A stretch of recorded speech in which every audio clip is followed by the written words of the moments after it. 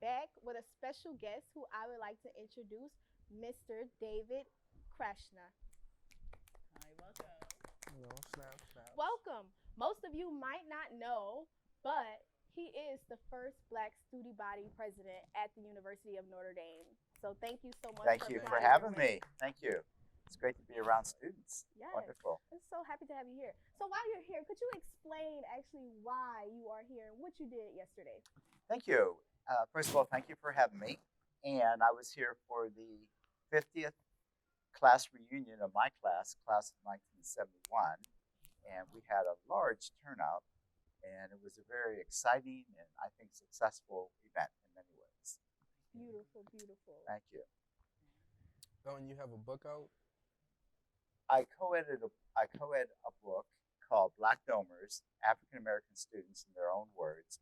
And the co-editor is the award-winning journalist Don Whitcliffe, my dear friend from Farley Hall. When I was allowed in Farley Hall. Okay. Now it's all female. Okay. And by the way, I advocated as student body president for co-education, and that certainly worked out. Yeah. So we co-edited a book called Black Domers, and it chronicles the life of Black students at the University of Notre Dame from the very first African American student who matriculated at Notre Dame in 1944. And that was Fraser L. Thompson, Jr. And could you tell us where we can get this book today? Yes, ma'am. We have it now featured at the bookstore. We had a forum on race. It was called Race at Notre Dame, Then and Now, a Call for Action. And as part of the forum, the bookstore with the leadership of Colleen Jones, who's been very supportive of our book over the years, she put a big display with suggested reading from the forum. And one of the books was Black Domers. Beautiful. So go out, go to the bookstore. Even if you don't buy it, take a peek in it, look through a few pages, and see the material that's out there and see the people who have been pioneering through our community long before we were here. And while we have you here, I just want to ask you, how would you describe your Notre Dame experience? And before I do that, let me indicate that all profits from the sale of our book do not come to Dawn and I, but they are put back into the University of Notre Dame to fund the Fraser L. Thompson Jr. Scholarship Fund, Yes. which maybe some of you have been recipients of. I hope you have. I've seen it. I didn't apply to it, but I've seen it. Okay, so a lot of students have taken advantage of that scholarship. Somebody out there is getting it. I might have it. I don't know. I need to check my. You have it. You have it on your shelf. It's moving up The on your book. reading. Absolutely. I have the book. It is on my shelf. And like I told him, I will read it. Yes, I ma'am. will. And you're going to let me know what you think about it. Absolutely. Because I'm going to give you my little business card and you're going to let me know. Absolutely. Is that right? Okay, very good. Absolutely. All A right. lot of people don't know about the Black experience on campus. Mhm. So, I recommend it to you, read the book because, Notre Dame's not teaching us about Black history on campus. So somebody needs to. And I will say that, not to take away from the funds of the book, Right. but if you go to the Building Bridges program, which is located in LaFun on the second floor, they probably have extra copies that you can have. Not borrow, but have. All right. And the second edition is the one that's been up for awards and recognition. But you can read the first edition. You might be referring to the first edition. So how was my student experience? Yes. Fantastic. I listened to some of the issues now of Black students, and I'm thinking, dang, I feel kind of guilty. I had a great experience, even though my experience may have been a little different. Students during my time, the Black students wanted and were able to get, with my advocacy as well as other Black student leaders, what were called, unfortunate name, Black concentrations. Did you realize that we had a policy where students, Black students, were actually living in groups because they insisted, because of what you just said, not having much Afrocentric experience here at Notre Dame. And that's what we advocated for. And it caused a lot of difficulties with the white community, quite frankly. There were actually physical altercations over the years when I was here behind it. I was in Farley Hall for 2 years, very fine roommates, all white students. I played intramural football. I wasn't active in student government at that point. Frankly, my first year, I struggled academically, and I thought I was going to have to go back to Pittsburgh, Pennsylvania, where I came from. Unfortunately, I turned it around and had a very good academic career here. The experience at Notre Dame that was most exciting was running for and being elected the first Black student body president. Even my campaign staff said, David, there's no way that this all-white university is going to elect a Black student body president. Fast forward, 63% of the electorate voted for me because of our platform, etc. And was it that the most votes ever in Notre Dame's history? Yes, ma'am, at that point. Okay. At that point, 63%. Very proud of that. And you should be. You're just pioneering through the way. Thank you. And I also wanted to mention that you have some involvement in the diversity and inclusion as far as, getting more Black students on campus. And I would like to talk about that a little bit, if you don't mind. Oh, for sure. And what you guys really prepped this real well, which is good. And what I told you is that I went to Father Theodore M. Hesburgh, who was the president at that time. He was the chairman of the Civil Rights Commission. I have all great feelings about Father Ted, all right? And at one point, I went to him, and he had an open door policy in the administration over that. And I said, Father, there's very few Black students here at Notre Dame. What are we going to do about it? You're the chairman of the blah, blah, blah, blah, blah, okay? And he said, well, what do you want to do about it, David? I said, well, I want to form a little group of other students, and we'd like to go around the country and recruit Black students. He said, okay, I'll make it happen. He did.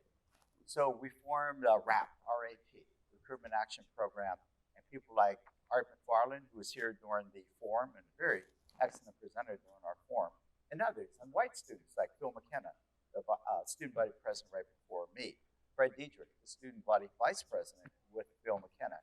We went throughout the country.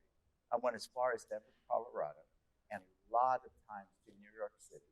We usually went to Catholic high schools, but I'm not sure how many public high schools we went to at that point. And that's a whole different issue. At this point, I believe in developing what's called a pipeline. Go to non-traditional schools. Start in elementary school, middle school.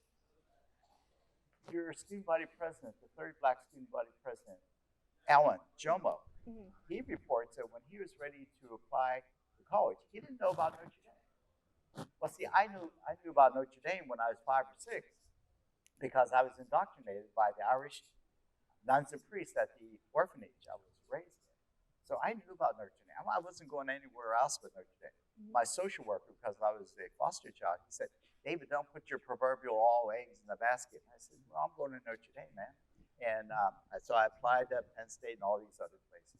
But I was going to Notre Dame and did come to Notre Dame.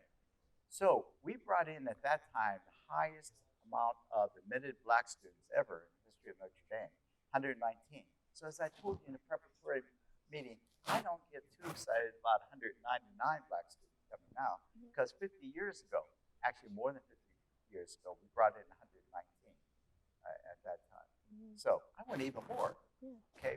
That's an 80 difference. I want even more as well. 60 people difference in what, 50 years? Yeah.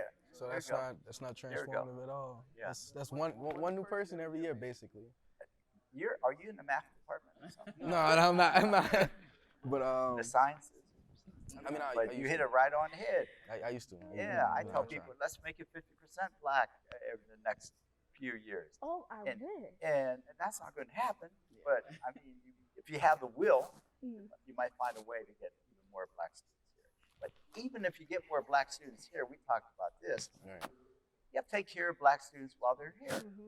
Okay, you have to develop the culture that makes people comfortable here. And you had the little program before we began our program where you talked about programs geared towards African American students here, and I hope that will continue that discussion.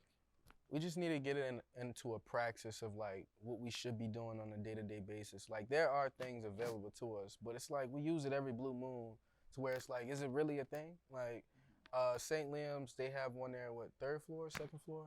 The wellness center. You know what I'm talking about? You go up there, they got strawberries, grapes, like coffee. Right, it's just a nice space. They got like, places you can lay down and it just feels comfortable. Same thing with main building, basically the first door to the right. It's the Scholars Program Office. You can just go in there, get drinks, chips, whatever you want, sit down, talk to McKenna, Professor K, Dr. K, actually, yeah, you know. But, you know, those places for me feel safe. And it's not like I go to them every day, but it's just the fact that I know that they exist, and I don't feel like the same is, you know, true for the rest of my peers. So I think that's really the problem there. Mhm. And what would you, if you would give Notre Dame any advice on how to take care of their students while they are here, is there anything that you would say to that? They continue to have these discussions and maybe invite some of the other alumni over the years to come in. Not old students like me necessarily, but maybe some of us from those years. But throughout the years, to bring in the ideas to form a Black culture here at Notre Dame. I mentioned the idea I have of a Black alumni of Notre Dame archives. We have the Notre Dame archives. I think Black students and Black alumni should have our own archives. My wife, who's an excellent photographer, Gina, she has donated over the years numerous photographs. And she took some of the last photographs of Father Ted before he passed away. We would like to now start donating not only photographs, some of my paraphernalia, my memorabilia to the university, but through, say, a Black archive geared towards this. For example, the dashiki. You know what a dashiki is, right? Oh, you young I people. kind of got a resemblance Right, on like, right the now. dashiki, like, Yeah, yeah, sort of, yeah. kind of. So I saved my dashiki from May 5, 1970, when I called the first and only student strike at Notre Dame. Okay, when I had a big afro and a whole number. And I like to keep that within the family. So I want to keep it in my plastic bag and maybe donate it to a Black alumni of Notre Dame archives. Now, you were talking about earlier a space, buying a house in South Bend community to have events, parties, or whatever. Why not an archive where you have a museum, separate rooms like you have all these other buildings geared mainly to the white folks here? Why don't you have a building that has archives, a museum, a space for banquets, meeting rooms, listening sessions, etc.? Why don't you insist to the university that you have these kind of facilities? So it's important, sorry. Okay, yeah. To interject, I think it's a really important space, like what you're saying specifically about the Black archives, because it oftentimes feels like you're the only one who's ever gone through something, right? Like I'm the only one who's ever, felt isolated at a university because of being Black, right? It just feels like you're the unique one, right? And I think one of the ways that I go into any sort of like hardship in my life is thinking like other people have done this, right? And so that means I can do it, right? When I was heading to the Peace Corps, I was like, tons of people have done the Peace Corps, and so I can do the Peace Corps. And I think having a space where you can see there have been Black students who have graduated and successfully like done great after being at Notre Dame and while being at Notre Dame, like for students to see that like is so important to be like, oh, all of these other people have done it, and so I can do it. And to have that space, I think it is important. And I also I visited the African American Museum in DC, and that also just like legitimating and elevating Black culture and the things that we're about, like to be in that space and to see myself like in the displays, like that was important to making me feel like I could take a deep breath and feel okay. And I think having that for Black students here at Notre Dame, to have a space where they can see like we've done it, we have these things, and they're so important that they're now in their own space. Like I think it's a good, we should advocate for that. And every Black alum I've mentioned this to, including Austin Parr, the famous basketball player, if not one of the greatest college basketball players of all time, he likes the idea. He wants to learn more about it. So let's all do it together. The only pushback, and it's not really pushback, it's just the reason I see some problems with it is because we'll have to do it off the pretense that's not associated with the Black community. Because I don't know, for some reason Notre Dame feels as though they're doing a considerable job, with helping us and giving us spaces and stuff like that. So when you try to ask them, can we get a building? Like when you actually ask for the building, not the space itself. Because when you ask for a space, they try to give you, stuff that's already being shut down, and, have you, get the petitions and blah, blah, blah, blah. But it's like, do we want something that was already something, or do we want something of our own? You know what I mean? And I just feel like I don't know if Notre Dame is going to give us that, because it's basically saying that they're putting a whole lot of money an effort just towards our community. You highlighted them. Let me interject real quick. Mhm. Notre Dame's not going to want any competition with their highfalutin Notre Dame archives on whatever floor of Hesburgh Library. Okay, but you have to deal with those things. Mhm. There is scuttlebutt that before a building can be built on Notre Dame campus, you must show the money. Show me the money. Is money there for the total completion? So you may not get a new building. But all these things can be discussed and dealt with, I think. Right, yeah.